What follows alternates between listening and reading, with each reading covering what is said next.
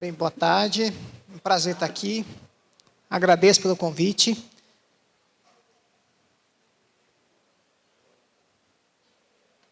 Só um pouquinho.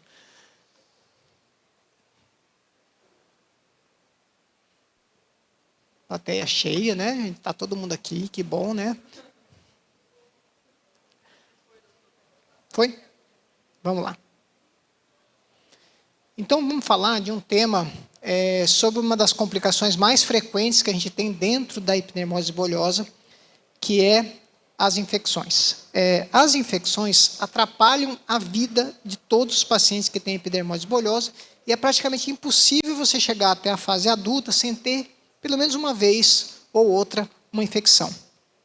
Existem algumas situações que a gente tem que tomar cuidado no dia a dia, que é o uso excessivo de antibióticos. Cada vez mais é fácil você adquirir um antibiótico e cada vez mais a gente vai ter alguns problemas relacionados a isso. Então, isso aqui são os meus conflitos de interesse. E o que eu queria abordar com vocês? Eu vou falar sobre resistência bacteriana, com certeza, e tudo que a gente encontra na literatura sobre o que a gente observa na pele da epidermose bulhosa, o que a gente tem lá de bactéria, como que a gente faz para diagnosticar uma infecção dentro da epidermose bulhosa, quando tratar, como tratar, quanto tempo. E aí vem um dado importante, a resistência bacteriana é um problema mundial, ela não é um problema Brasil. A Organização Mundial da Saúde já observou isso há algum tempo, e ela, em 2020, soltou um relatório falando que anualmente nós temos em torno de 1.270.000 mortes relacionadas diretamente à resistência bacteriana. O que é isso? São pessoas que fazem infecções por bactérias que a gente não tem mais antibiótico possível de ser usado. Tá? Existe isso no mundo? Existe bastante. E em torno de 5 milhões de pessoas morrem de maneira indireta. O que acontece? Ela adquiriu uma bactéria multiresistente, ela precisou usar algum antibiótico potente, e esse antibiótico acabou, às vezes, até matando a pessoa, porque essas drogas mais potentes, elas são quimioterápicos, na verdade, elas são drogas que matam também a pessoa. Em 2020, ela avisou que em 2050 a gente ia ter um enorme problema e o número de mortes ia ser assustador. Só que esse dado mudou ano passado e ele mudou para 2035 agora. Então, em 2035, a gente provavelmente vai começar a ter aquela situação que parecia implausível há alguns anos atrás. Olha, ele foi para a UTI com uma infecção e o médico falou que ele vai morrer porque não tem antibiótico. Não tem nada que eu possa fazer com relação a isso. Então, isso é o surgimento de algumas bactérias que estão matando porque elas não podem ser mortas mais. E entre elas, 2 surgiram na comunidade. Então, não é só dentro do hospital o problema hoje. Começou a ter bactérias fora do hospital que causam problema. Essas 2 são as piores que a gente tem hoje. Quem são elas, na verdade? O Staphylo aureus é o bicho da nossa pele que faz infecção. E ele conseguiu, na comunidade, adquirir resistência a alguns antibióticos. E, mais recentemente, a gente começou a ter bactérias gram-negativas, que foi esse relato inicial aqui, que essa bactéria adquiriu resistência na comunidade a todos os antibióticos que a gente tinha. E aí teve um pequeno surto nessa região, que foi contido através de precauções e tudo mais, mas apareceu essa bactéria que assustou. E, recentemente, a gente teve esse aviso aqui, que na América, Estados Unidos, Canadá e Chile, a gente já está documentando essa bactéria também. Então, pessoas que nunca foram para dentro de hospital, elas acabam adquirindo isso na comunidade, e quando elas são internadas para tratar uma infecção, não responde ao antibiótico de primeira linha, não responde ao de segunda, quando vem a cultura mostrando que o bicho não morre com nada, aí mostra o desespero que é a situação da resistência bacteriana. E o Brasil? No Brasil, a gente tem dados antigos, bem ruins, falando que a gente já era um caos em 2011. E agora, como é que a gente está? A gente não faz mais tanta pesquisa, porque nos últimos anos, por incrível que pareça, o Brasil anda perdendo muito o mercado.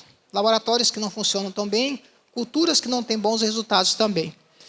Mas o governo tentou, alguns anos atrás, fazer um plano de ação com relação a isso, tentando melhorar os laboratórios, mas isso está em banho-maria, não está funcionando da maneira como deveria. Então, é um problema crescente que a gente tem que ter preocupação, porque a gente tem pacientes que usam muito antibiótico. Esses pacientes que usam muito antibiótico têm mais risco de desenvolver essas bactérias que vão ser problema no futuro e agora também.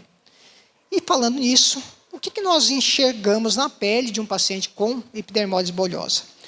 A flora, né, a microbiota da pele de epidermólise bolhosa é totalmente diferente da pele normal. Staphylo aureus, ele não é uma bactéria comum na população. Menos de 5% das pessoas que não têm doença de pele têm esse bicho na pele. Ele é o responsável diretamente pelas infecções de pele, tanto em pessoas de pele normal, quanto na epidermólise bolhosa. Mas quando a gente olha os trabalhos que falam sobre feridas em epidermólise bolhosa, a gente vê que na epidermólise é grave a situação e começou já lá atrás, em 2010, a ter as resistências mais graves. Interessante que eles começaram a observar também que na epidermólise bolhosa a gente tem cândida, né? Então, infecções de pele por cândida, mesmo em feridas. E isso é crônica também. Tá? Isso ajuda a ferida a se cronificar, tanto cândida quanto herpes. Mais artigos mostrando a mesma coisa, que a gente tem mais estáfilo na pele deles, principalmente onde tem a ferida. Só que eu vou chamar a atenção ao próximo artigo aqui, né? Que é essa resistência aqui que está surgindo, não só aos antibióticos orais, mas aos antibióticos tópicos também. Então, a gente já tem na comunidade bactérias que não respondem mais aos antibióticos tópicos, que a gente costuma usar muito também dentro da epidermólise bolhosa. E isso é um problema a mais dentro da situação. Esse outro artigo aqui foi o mais interessante. Ele pegou pessoas de pele normal, sem nenhuma doença, e viu o padrão de bactérias que tem. Então, vocês notem aqui, essas 9 pessoas testadas, a diferença de microbiota, tem várias bactérias aqui na pele. E algumas realmente tem um estáfilo lá em cima, que é o roxinho. Aí vocês notam a pele de uma pessoa com epidermólise bolhosa, mesmo sem ferida, já tem bastante estáfilo. Conforme a lesão vai ficando mais perto da lesão, vai aumentando o predomínio de estáfilo. Então, mesmo a ferida não infectada, é uma ferida que é colonizada por bactérias ruins, bactérias que têm um potencial. Então, é aquilo que o Adriano falou, é o oportunismo. Elas estão na gente, só que aí, quando elas enxergam a oportunidade, elas vão para cima com tudo. Esse aqui é um apanhado geral mostrando exatamente isso. Todo o trabalho feito dentro da epidermólise bolhosa mostra o predomínio do Staphylo aureus, tanto em pele normal, né, que é a pele sem lesão, quanto a pele da ferida. É uma preocupação constante. E essa frase do Espiritismo é uma frase muito forte, que fala que a gente não enxerga tudo, mas sempre alguma coisa está ali. E, principalmente, quando a gente fala de bactérias, é uma situação presente o tempo inteiro. Então, não existe vácuo dentro da pele da gente. Não existe esse espaço neutro. Não existe sabonetinho antisséptico, né, os Protex da vida aí, que acabam limpando 99,9%. Isso não existe. Não existe vácuo na nossa pele. Sempre vai ter bactéria. O que a gente tem que tentar é manter bactérias boas. Sabendo disso, a gente parte para a linha assim, poxa, mas se o tempo inteiro tem bactéria ruim em cima da pele, tem esses Staphylo aureus, como é que eu vou saber qual que é a bactéria que está fazendo a infecção? Aí vem aquela coisa assim, quem nunca dentro da medicina não pediu um maldito de um suave que nem esse aqui? Está saindo pus ali da secreção, pega, enfia o cotonete em cima, cata essa secreção, manda para o laboratório, aí 2 dias depois do laboratório libera um resultado, você fala assim, sabia que ia ser esse bicho aí. Não é. Tá? Esse tipo de exame aqui é desnecessário, gasta dinheiro e é inútil. Tá? Por quê? Porque você não sabe se você está pegando o agente que está fazendo a infecção ou um colonizante da pele em volta. Isso aqui não serve para nada, tem que ser evitado a todo custo. Mas como é que eu vou fazer diagnóstico, então, dentro de uma infecção? Eu preciso fazer o padrão ouro. O padrão ouro dentro da medicina ainda é a biópsia da lesão. Eu preciso arrancar um pedaço de uma ferida. Poxa, isso é doloroso pra caramba. Né? E fora que você está abrindo mais do que já está aberto. Então, você está piorando a situação. E, recentemente, a gente teve algumas publicações mostrando que é possível a gente fazer um swab, sim, com resultados parecidos com esse aqui, contanto que você use uma técnica adequada, que a gente chama de técnica de Levine. Então, como é que é a técnica de Levine? Então, notem aqui a ferida. Ela está limpa, bem limpa. Então, é feita uma anestesia, ela é higienizada de forma agressiva, e aí você vai com o cotonete, né, com o suave, você vai fazer a expressão, você vai enfiar o cotonete lá e vai rodar ele por 1 centímetro quadrado. Isso faz com que o resultado seja igual a você fazer uma biópsia, só que a dor é menor, você não perfura a lesão, não perfura uma ferida. Então, é benéfico para o paciente, principalmente de hipenemose bolhosa. Então, sabendo disso, nós temos que empregar esse método, parar de fazer suave de secreção que está em cima da ferida, porque isso está errado. Como tratar? Quando tratar? Então, em geral, assim, é fácil a gente olhar para uma pele que está cheia de secreção, que tem vermelho, né, que está tudo feio, que está doloroso, e falar assim, poxa, isso aqui precisa de antibiótico. Agora, a grande dificuldade da epidermose bolhosa é as bolhas estouram e elas doem. Então, esse é um sinal que não é auxiliador para dar diagnóstico. Né? O paciente, muitas vezes, pode estar com analgesia, importante. Né? Pode não ter aquela dor expressiva, você se olha, realmente começou a ter mais dor nesse local aqui, eu vou pensar em tratar com antibiótico. Então, notem aqui que tem várias fotos mostrando muita secreção. Né? Aqui, volta para cá. Isso são sinais de indicação de uso de antibiótico. Qual antibiótico? Oral. Tá? O uso do antibiótico tópico é uma situação que a gente deve reservar para casos específicos. E aí você vai começar a observar o seguinte, não é olhar só a lesão, é olhar em volta também. Se começa a ter vermelho, é sinal de profundidade, é sinal que essa infecção se espalhou. Né? Se a dor começa a ter sinais mais intensos ao redor, isso é um sinal de que a infecção está acontecendo ali. E vocês notem que a cor das feridas também ajuda. Né? Olha a cor dessa lesão aqui e a cor dessa daqui. Isso é no mesmo paciente. Então, vocês notem que a diferença grande de um ponto para outro, que isso é aumento de vascularização que acontece frequentemente dentro de uma infecção. Então, existe um processo inflamatório mais intenso nos locais de infecção. E isso chama atenção para a gente falar assim, opa, temos que tratar isso aqui. A grande dificuldade da epidermose bolhosa é, assim, entender quando usar o antibiótico oral, quando usar o antibiótico tópico. Então, quando eu tenho sinais clínicos de infecção, começou a ter febre, começou a ter aquele eritema em volta da secreção, começou a ter linfonodos, a dor aumentou, isso é sinal de inflamação, de infiltração da infecção. Então, ela penetrou e ela foi além daquela ferida que ela tinha. Isso aqui é indicação de usar antibiótico agudo, né? Usar antibiótico via oral mesmo ou parenteral. Aí vem aquela questão da colonização crítica. Né? A colonização crítica é você imaginar uma ferida, como se fosse um balde cheio de água, e vem lá uma gota e rompe essa barreira. Né?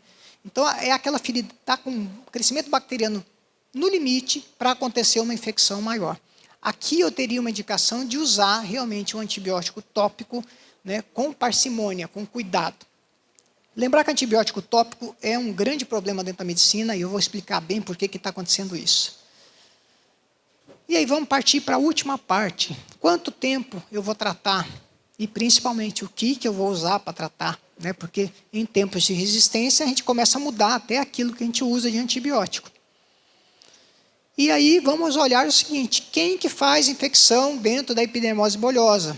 Bem, quem faz infecção na epidermose bolhosa é o Staphylo aureus, assim como qualquer outra pele em geral.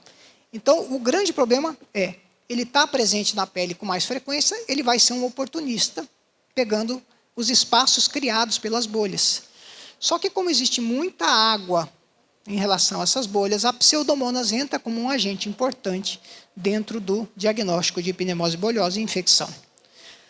Lembrar que a Pseudomonas ela tem uma característica. Normalmente, ela ajuda aquele aspecto clínico. A secreção da Pseudomonas costuma ser esverdeada, porque ela produz um pigmento quando ela está se reproduzindo muito, e o cheiro dela costuma ser um odor frutado.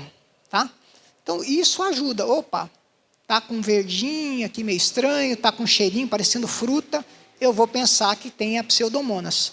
Por que é importante eu saber disso? Porque o antibiótico que pega para um, não pega para o outro. Então, eu tenho que dar tiro bem certeiro aqui, ou combinar antibióticos. E vamos pensar, o que a gente tem de opção hoje no mercado para a gente tratar as infecções por estáfilo, que vão ser as mais comuns. Primeira linha, cefalexina, com certeza. Todo mundo já usou cefalexina. O que é o inconveniente? 6 em 6 horas, é chato pra caramba. No Tratado Novo de Pediatria, eu liberei o capítulo com o uso de 12 em 12 horas. tá? Existe essa opção terapêutica hoje, comprovadamente em crianças, de que a cefalexina pode ser usada de 12 em 12 horas em doses mais altas. Então, é uma facilidade. Tá? A cefadroxila é uma céfalo de primeira também, igual à cefalexina, só que ela é de 12 em 12. Ah, mas por que a gente não usa na pediatria? Desconhecimento. Tá? Muitas vezes é difícil achar a solução no comércio, né, na farmácia. Segunda opção hoje, Brasil, Bactrim. Né, a sulfametoxazol, trimetoprim. Por quê? Porque o estáfilo resistente da comunidade funciona ainda esse antibiótico. Então, é uma opção boa. Por quê? Porque tem solução oral.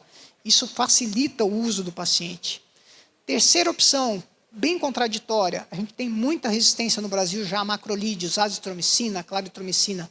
Mas é uma tentativa, muitas vezes, que a gente pode abordar nos pacientes que têm dificuldade ao uso da cefalexina ou alergia. Outras alternativas, clindamicina é ruim, comprimido, provoca diarreia com frequência, mal-estar. Ciprofloxacin é o único antibiótico que eu posso combinar com pseudomonas, só que a eficácia é variável, tem locais que funcionam, tem outros que não. Oxacilina e cefepime seria endovenoso daí. E aí vamos para pseudomonas, que é o nosso problema. A única opção via oral que a gente tem é a cipro, e ela faz resistência com muita facilidade. Então, infecções por pseudomonas costumam ser um dos maiores problemas que a gente tem, porque a gente quase sempre tem que abordar o paciente com antibióticos parenterais. Ceftazidima seria a primeira escolha para pseudomonas, tá? Não existe tratamento com ceftriaxona para EB. Eu acho incrível quando me mandam falando que está fazendo ceftriaxona. Não pega nem estáfilo e nem pseudomonas. Está querendo pegar o quê? Estrepto? É porque assim, a única coisa que vai pegar bem vai ser estrepto, e a incidência de infecção por estrepto é pequena. Cefepime, aminoglicosídeos, alternativas. E atualmente, meropenem. Tá? Meropenem a gente deixava para o último caso. Hoje, paciente que internou há menos de 30 dias, que reinterna, a gente já está abordando com meropenem também. Então, vocês notem que a gente tem pouquíssimas opções terapêuticas, e a gente tem que tomar cuidado para não gastar essas opções.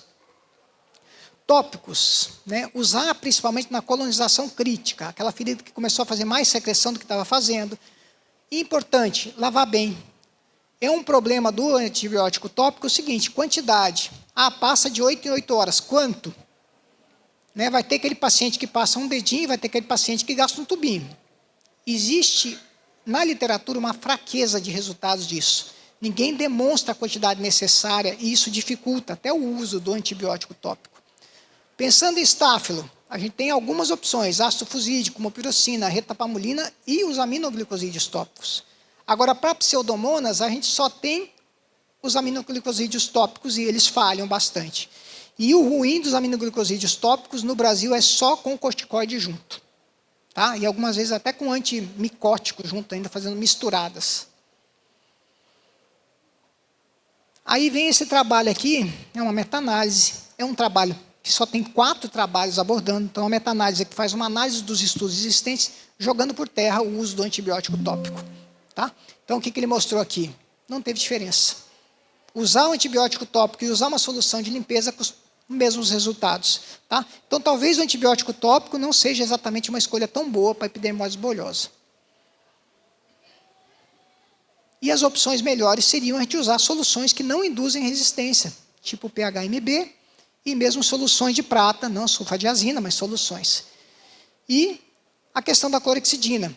Né? Ela é ótima para matar bactéria, só que ela mata fibroblasto, ela atrapalha o fibroblasto também, então ela atrapalha a cicatrização, não vale a pena. Tá? Evitar o uso. Última parte, questão de sepse. É um problema que leva à morte o paciente com epidermose bolhosa. Eu sei quem são os agentes, estáfilo e pseudomonas, eu tenho que tratar os dois ao mesmo tempo. Então, a escolha hoje, comercial, seria ceftazidima e oxacilina. Tá? Quantas vezes eu já vi fazer isso? Quase nunca. Todo mundo parte para a linha de usar ceftriaxona. Então, não serve para nada a ceftriaxona, melhor usar a ceftazidima e usar a oxacilina para pegar o estáfilo. Tá? Regiões que têm resistência bacteriana, aí realmente eu tenho que fazer uma combinação mais agressiva. Tá? Essa combinação está cada vez sendo mais frequente e a comunidade está mostrando que cada vez está respondendo menos ao antibiótico em si. Tempo de tratamento. As feridas, em geral, a gente recomenda entre 5 e 7 dias. Tá? As sepsis, no mínimo 7 dias. Às vezes a gente tem que prolongar por 14, 21, 28 dias, dependendo da evolução do paciente. Então, sepsis é algo a se discutir com o infecto. Feridas, melhorou, a gente já poderia pensar em parar. Usando essa balança aqui, eu não quero acabar com a bactéria que está ali. Eu quero que a ferida volte a ser uma ferida não infectada. Eu não preciso terminar o processo. O sistema imune tem que fazer o papel dele também. Tá? E cada vez mais a gente vai abordar isso aqui. Ó. Quanto menos, melhor para o paciente. Quanto menos, melhor para o paciente. E aqui a gente tem um número absurdo de trabalhos mostrando que menos tempo de antibiótico tem os mesmos resultados e menos efeitos colaterais e menos óbito relacionado ao uso de antibiótico. Tá? Esse trabalho aqui é o último que eu vou mostrar para vocês. Criou-se uma comissão de avaliação de feridas e observação dos pacientes com feridas crônicas. Só isso, mais nada. E aí eles fizeram evolução. Esse controle por uma equipe especializada diminuiu de 146 dias para 63 a cura das feridas, e o uso de antibióticos de 71% dos pacientes caiu para 29%. Então, precisa-se de equipes que cuidem dos pacientes que fazem feridas. Esse é o resumo de um trabalho que mostra que isso é uma medida simples e muito eficaz para a melhoria da qualidade de vida do paciente. Esse é um dado bem recente. Quando a gente faz o swab nasal, a gente consegue ver se o paciente é colonizado ou não por estáfilo resistente da comunidade. Então, eu já direciono o meu tratamento sabendo pelo swab nasal o que esse paciente vai usar de antibiótico. Era o que eu queria.